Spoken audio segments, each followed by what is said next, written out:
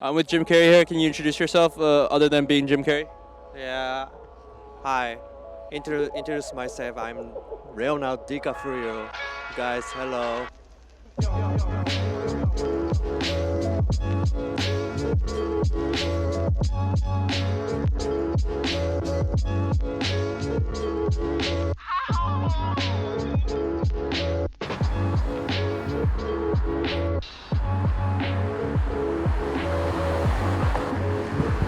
Whichever season was in Korea, me and Bjergsen, like after we got knocked out of groups, we just spent like 24 hours at night in the PC that's bank. cool. And all we do is eat ramen and fucking. Oh, that's awesome. Yeah. I'm sorry. Just because we had to always try to do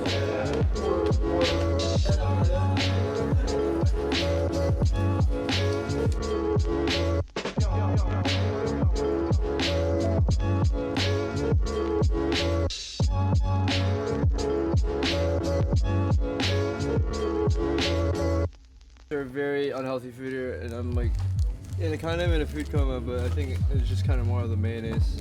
It's kind of got me a little bit slow. Because this is how you drink water in Korea in 2018, actually.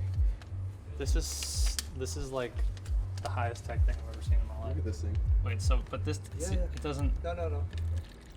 But the, Go ahead. you trying to drown me here, dude? Go ahead. Guys, you gotta check this out. Bam, baby! Yo, what's up? Check out Rex.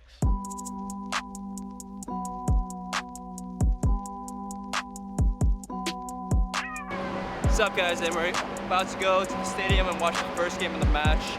KT versus Team Liquid. Oh my god. Team Liquid, I'm rooting for you all the way. My heart's right here. It's right here. Very, very rooting for NA. So, very rooting, yeah.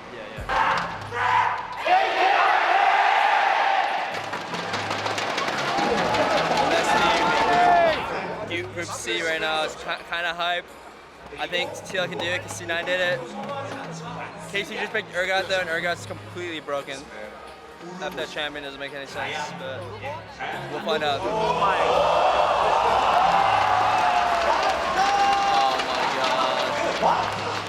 TL, come on.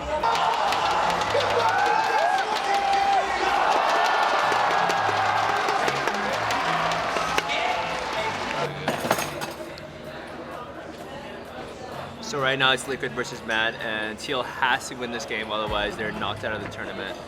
And they also need EDG to lose to KT, which is very possible considering KT is probably the best team here. And then Teal goes head to head with EDG, and the winner of that match will probably advance. Cool.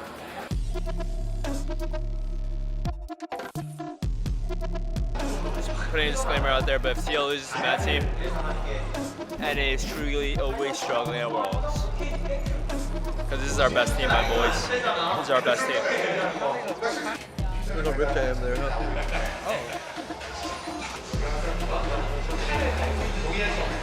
So TL just did step 1.5 of getting out of groups. They lost to KT, but they beat Mad. And now they need to beat EDG, but they also need KT to beat EDG to have a chance. So it's not really up to them anymore. It's up to the Koreans.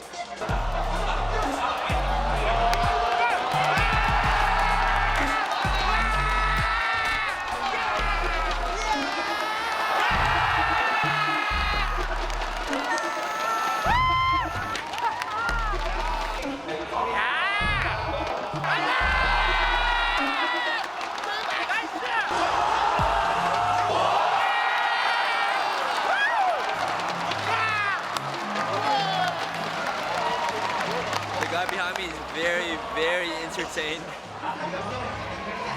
NA's poster child. Rest in peace. NA's child just really wanted to see TL advance to see what they got, but can't make it past group stage. It's over. GG, well played. What do you think the biggest difference in playstyle between the other regions are? Every region actually has their own play style. For us, I think it was mainly like a mix and like a mesh of like pretty much everyone's playstyle. That's why we weren't good at it to begin with, like at the beginning. Yeah. And then now we start to realize way later on that if we just play our own champions, like strong champions that we're comfortable in, we can pretty much either outplay or like out team fight pretty much anyone in the team. But we just realized it too late, and yeah, sucks. Well, why do you think it took you guys so long to realize when you guys were like kind of boot camping for like 2-3 weeks before like the stage even started? Cause you know, like scrim results usually don't equal like what we do. Like we were actually performing like the recent weeks, like before like we started boot camping, like we were getting shit on pretty much any team, and then we started like learning like the play styles, and we went pretty well in scrims after that, and then I guess like we weren't just comfortable enough to execute that in the games, and it shows that we just lost. Yeah, really kind of did. I kind of really did. I kind of really did. Okay. All right, I have one more question. What was it? Oh yeah, what do you think can make NA more competitive?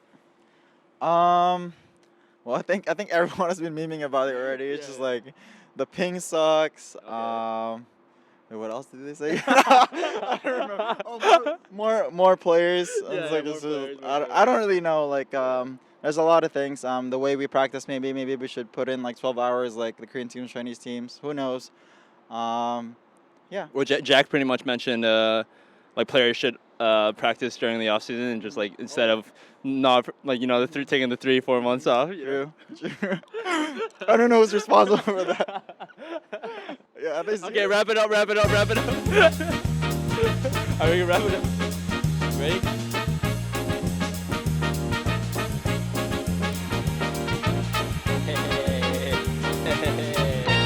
Do you remember the first time I was in your car in San Jose, back when I first joined TSM? I do remember that. It was me, you, a friend from high school, in Medios, and I feel like I may have ran through a red light and almost killed you guys. Yeah, and your driving was not very stable, I'd say. I was kind of earthquaking very often. But you're here, aren't you? Yes, and I'm sure your driving is a lot better now, too. I'm going to be honest, it didn't get better, it just got faster. And now I also have, instead of just a car, I have a little yellow Vespa, and I scoot my way through LA traffic. Skirt, let's go. Let's go. Cloud9 has made it out of groups for the past 4 years. But it's always the #1 seed that falls off. It's the Team Liquid, the TSM, the CLG.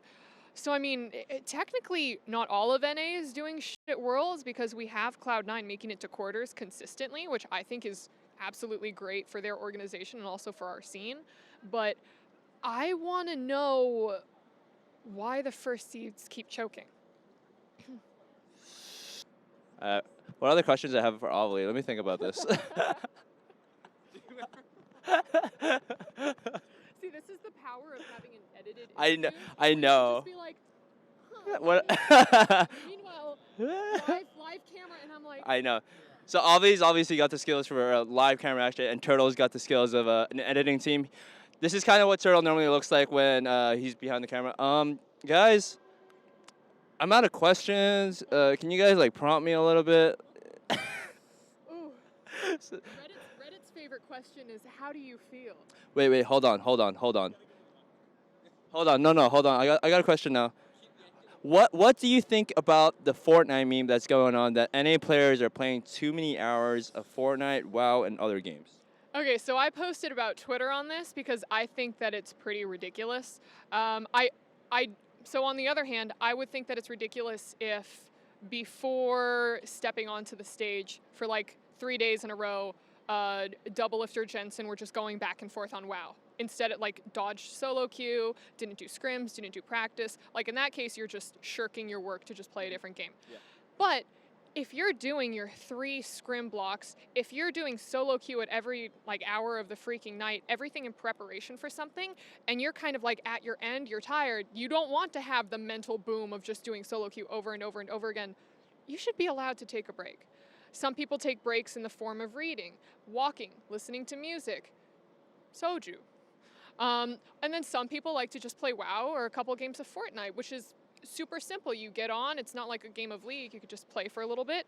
You're done. You feel relaxed. Okay, go back to solo queue or something. Go back to practicing. Talk with your teams.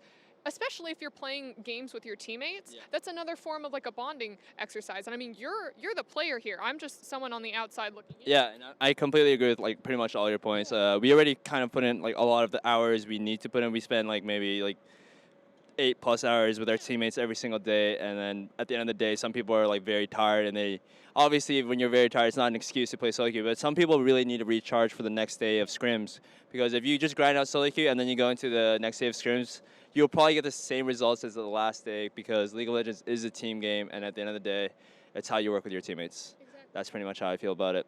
And I no more questions, so we're gonna pack it up. Level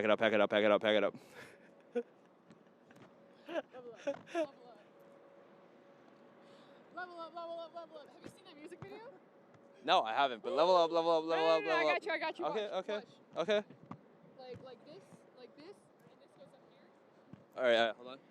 All right, like this, and this goes up here. All right, we're witnessing FNATIC win against IG in the tiebreaker match. They just got both the inhibs. Yeah, this game was all in FNATIC's hands. And we're gonna try to get an interview with Coach Dylan right after this, so stay tuned, guys. So I'm here with Dylan Falco from FNATIC, and they just came off of a 4-0 stompaging Group D type of deal. How do you feel about it? I feel really, really good. It was an amazing day. Yeah. Right. What do you think makes FNATIC like so good this year? I think like roster-wise, just to start with, we probably have like the most individual talent of any Western roster ever.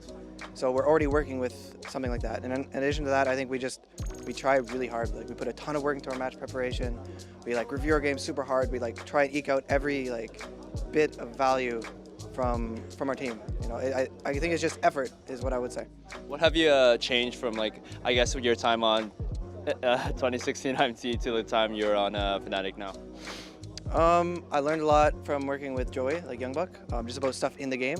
Like I think he's a genius with macro, like he's a genius with macro and a genius with how to play the game, improve everything. And in addition to that, I think it's like really important to have a team that is working well together, like team building and all this. Like we do a lot of team activities together. We play board games together all the time. We do a lot of like really fun activities and just trying to keep it as like a unit. Why do you think NA normally struggles at Worlds? NA at Worlds, I think pressure. I think European players are a lot more just like YOLO. Like they're willing to just go for it, take big risks, like go with crazy pocket picks, backdoor the Nexus, all this. Whereas NA teams are trying to play super standard and macro and safe all the time because they're copying the Koreans. Like NA imports Korean coaches, NA imports Korean assistant coaches, NA imports Korean players, and they have a very Korean style and approach to the game. And we noticed scrimming a lot of the LCK teams here that a lot of the Korean teams are just really passive and slow. And the state of the game right now, I actually don't think that's optimal. Testing 1, 2, 3, hype. What do you think about 100 Thieves' performance? Because obviously they were our second seed in NA. A lot of people have argued that they weren't the best team to like go to that spot, but they kind of deserved it overall from like points. I mean, 100 Thieves definitely deserve to be here. You do well during the spring split. That contributes to why you're here now. I mean, a lot of people argue against that, like only the summer split should really matter since that's the most recent, but that's kind of BS in my opinion. 100 Thieves not coming through is like disappointing, but like not super unexpected just because of the NA thing. But I think like Someday really did his best, and the complications around like Cody Sun and Rikara like didn't really help that much either. It's just like unlucky, I guess, for the organization. Well, there you have it. That's some unlucky stuff from 100 Thieves. What's up? Oh yeah. Oh my God, I'm so blanked out. Let me try that again now. What do you have in your jar? It is a bunch of questions from like Twitter and me and Polygon employees and also pro players I've talked to. It's a bunch of like random questions that I've been interviewing people with. You want to answer? Yeah, can I pull one out? Yeah. All right, let's check it out.